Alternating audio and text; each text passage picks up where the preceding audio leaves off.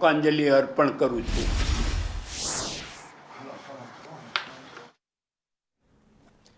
તો વજુભાઈ વાળાએ કહ્યું કે શોકાંજલિ તેઓ અર્પણ કરે છે પૂર્વ મુખ્યમંત્રી વિજય રૂપાણી કે જેમનું પણ આ પ્લેન ક્રેશની દુર્ઘટનામાં નિધન થયું છે, ત્યારે તમામ એ દિગ્ગજ નેતાઓ કે જેઓ ન માત્ર સંસ્મરણો વાગોળી રહ્યા છે પરંતુ એ શ્રદ્ધાંજલિ અર્પણ કરતા કહી રહ્યા છે કે આ એવી ઘટના છે, આ એવી ક્ષતિ છે કે જે ક્યારેય નહીં પૂરાય। વિજય રૂપાણીના નિધન અંગે વજુભાઈ વાળાએ દુઃખ વ્યક્ત કર્યું છે, તેમણે પણ તેમના પરિજનોને સાંત્વના પાઠવી છે, સંવેદના વ્યક્ત કરી છે। ન માત્ર વજુભાઈ વાળા પરંતુ તમામ દિગ્ગજ નેતાઓ, એ કાર્યકર્તાથી માંડીને મોટા નેતાઓ કે જેમણે વિજયભાઈ રૂપાણી સાથે કામ કર્યું હતું, તેઓ કહી રહ્યા છે કે કેટલા નિખાલસ અને સરળ વ્યક્તિત્વ હતા વિજયભાઈ રૂપાણી। આ તેમના નિધનથી ભાજપને ખૂબ મોટી ખોટ પડી છે, જે ક્યારેય પૂરી નહીં શકાય।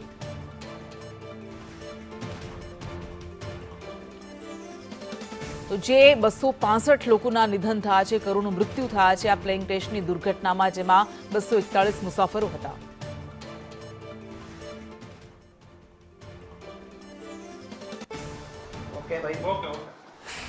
ભાઈ, જે રીતે ગઈકાલે અમદાવાદમાં પ્લેન ક્રેશની આ દુર્ઘટના બની છે, અનેક લોકોના મૃત્યુ થયા છે અને વિજયભાઈનું પણ તેમાં અવસાન થયું છે, શું કહેશો આને લઈને? ગઈકાલે જે પ્લેનની દુર્ઘટના બની એ ખરેખર ખૂબ જ દુઃખદ બિના છે। ભારત માતાના અનેક સપૂતો અને બહેનોએ આની અંદર પોતાની શહીદી વરી છે। ખાસ કરીને વિજયભાઈ રૂપાણી જે ગુજરાતના મુખ્યમંત્રી હતા અને રાજકોટના વતની હતા, એના કારણે સમસ્ત ગુજરાતની પ્રજાને વિજયભાઈ પ્રત્યે જે લાગણી, મમતા અને પ્રેમ હતો, એનાથી તેઓ ગુજરાતની પ્રજા વધારે દુઃખી અને વ્યથિત થઈ છે। ખાસ કરીને રાજકોટની પ્રજા માટે થઈને તો એ રાજકોટના હરતા ફરતા કાર્યકર્તા હતા અને તમામ લોકો માટે થઈને એ વ્યક્તિ નિર્વિઘ્ન રીતે સંપૂર્ણ પોતાના કામ પાર પાડતા હતા। રાજકોટના પ્રજાજનોએ વિજયભાઈ રૂપાણીને જે કામ સોંપેલા એ તમામ કામ એને હસતા મોઢે વિના વિઘ્ને પૂર્ણ કરી અને પ્રજાકીય જીવનની અંદર શ્રેષ્ઠ કાર્યકર્તા તરીકે ઉદાહરણ એમને પૂરું પાડ્યું છે। વિજયભાઈ રૂપાણી જ્યારે રાજકોટમાં સ્ટેન્ડિંગ કમિટીના ચેરમેન હતા, ત્યારે સ્ટેન્ડિંગ કમિટીની નીતિ મુજબના તમામ કામો એને પૂર્ણ કર્યા છે। રાજકોટના મેયર હતા, ત્યારે મેયર તરીકે પણ રાજકોટની પ્રજાને નવા દિશા આપી અને નવા કામો એમને કર્યા છે। ત્યારબાદ વિજયભાઈ રૂપાણી પાર્ટીના પ્રમુખ રહ્યા, તો પાર્ટીના પ્રમુખ વખતે પણ સમસ્ત ગુજરાતનો પ્રવાસ કરી અને ગુજરાતના એક ખૂણે ભારતીય જનતા પક્ષની કામગીરીની ગોઠવણી એમને કરી આપેલી। ત્યારબાદ વિજયભાઈ રૂપાણી ધારાસભ્ય તરીકે રહ્યા, ધારાસભ્યની અંદર પણ એમને રાજકોટની પ્રજાના ખૂબ જ કામ કરેલ અને ત્યારબાદ વિજયભાઈ જ્યારે ચીફ મિનિસ્ટર બન્યા, ત્યારે ચીફ મિનિસ્ટર બન્યા બાદ સમસ્ત ગુજરાતની પ્રજાને એમની ઈચ્છાને અનુરૂપ જે એમની માગણીઓ હતી એ તમામ માગણીઓ એમને ફૂલફિલ કરેલી અને તમામ કામો કરી દીધેલા।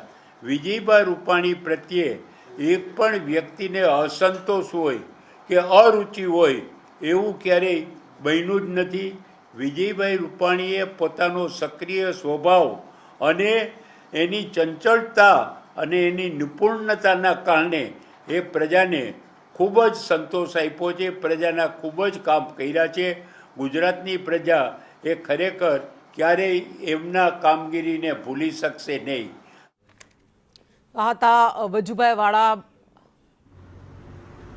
વિશ્વભરમાં ચર્ચાના શબ્દોને એમાંય ગુજરાતમાં ગુજરાતીઓની સંખ્યા વધુ આંતરરાષ્ટ્રીય ફ્લાઇટમાં જે ઘટના ઘણી, એમાં વિજયભાઈ રૂપાણી લંડન જતા આપણી વચ્ચે ન રહ્યા, એનું દુઃખ સમગ્ર ગુજરાતની જનતાને એક મુખ્યમંત્રી તરીકે એને નિભાવેલી જવાબદારીના કારણે જે સહાનુભૂતિ એના તરફ હતી।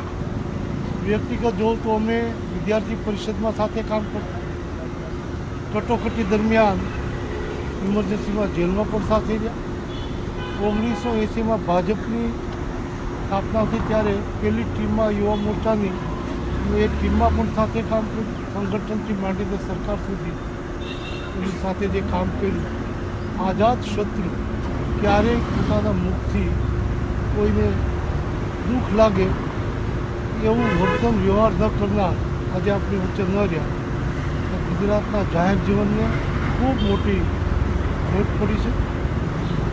અંજલીબેન મળીને અતિ શોકમય વાતાવરણમાં જે સ્થિતિ નિર્માણ થઈ છે એનાથી હું અને ભારતીય જનતા પાર્ટી ગુજરાતના તમામ લોકો જે દુઃખી છે ઈશ્વરને પ્રાર્થના કરી એમને પરિવારને સૌને સાંત્વના શક્તિ આપે.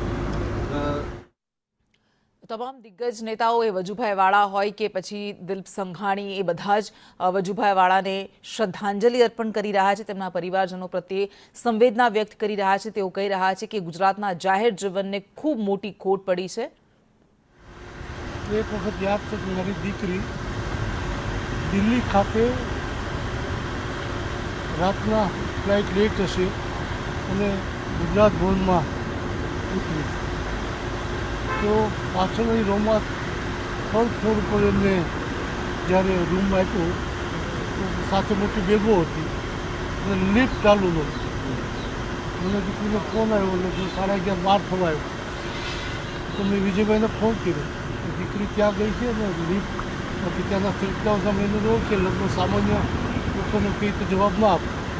તો વિજયભાઈને મેં 11:30 વચ્ચે ફોન કર્યો તો દીકરી ત્યાં છે ને રૂમ એવો આપ્યો છે કે એને તકલીફ પડે તો કાંઈ સૂચના જાય. 10 મિનિટમાં દીકરીનો ફોન આવ્યો કે મને સારો નીચે રૂમ આપી દીધો છે. તો નાના એવા રૂમ માટે મુખ્યમંત્રીને કહ્યું, વિજયભાઈ વ્યક્તિગત સંબંધો અલગ છે, મુખ્યમંત્રીને કહ્યું મુખ્યમંત્રી એક દીકરી માટે સંવેદનશીલ રીતે રૂમ ચેન્જ કરી આપે.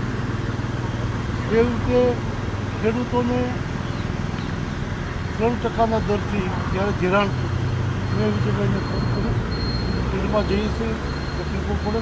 3% જો રાજ્ય સરકાર વધારે ભોગવી લે તો 0%થી થઈ કે બાકી કેન્દ્ર આપે.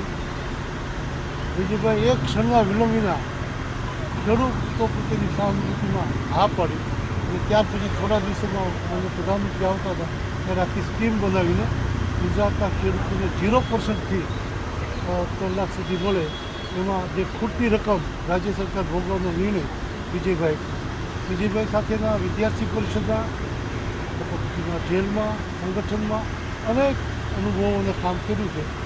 એક મેં શરૂઆતમાં કીધું એમ કે આઝાદ શત્રુ પોતાના મુખથી કોઈને માઠું લાગે એવો વ્યવહાર ક્યારે નથી કર્યો એવા વિજયભાઈ આપણું વચ્ચે જાય એનું દુઃખ છે.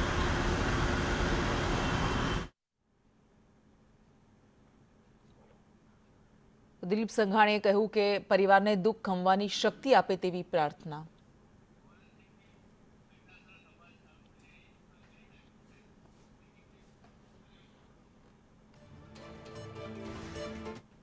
અને દુર્ઘટના સ્થળે સતત તપાસ કરવામાં આવી રહી છે. આજે પણ વધુ એક મૃતદેહ મળ્યો હતો ત્યારે ફોરેન્સિકની ટીમ ઘટના સ્થળ પર તપાસ કરવા માટે પહોંચી છે. આખી રાત કાટમાળ હટાવવાની કામગીરી કરવામાં આવી હતી અને પ્લેન ક્રેશની આ દુર્ઘટના મુદ્દે હવે ફોરેન્સિક ટીમ પણ